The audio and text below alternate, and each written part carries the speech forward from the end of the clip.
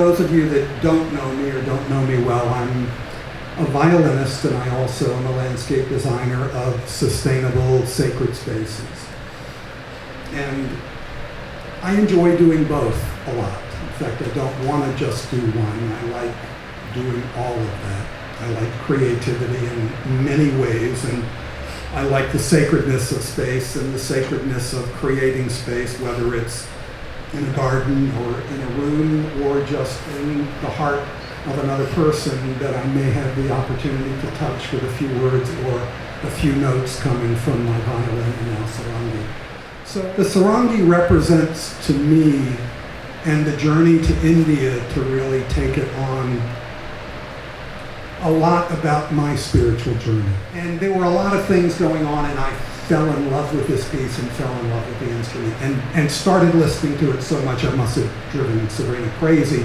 I would even sleep in the other room with earbuds in and play it over and over while I slept at night. And I decided I'm going to take on this instrument, and managed to end up in India with one of the finest sarangi masters, Guruji from Varanasi, probably the most respected musician in Varanasi. And it was just a fluke of so-called circumstances, if anyone believes in circumstances, that I ended up with him, because my original plans fell through the day before I left for Varanasi. I got to India in 2014 to study sarangi. And I have light white skin. I'm a Westerner. And I was a target for every kind of ripoff that there was.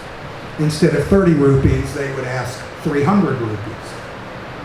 And it was pretty commonplace.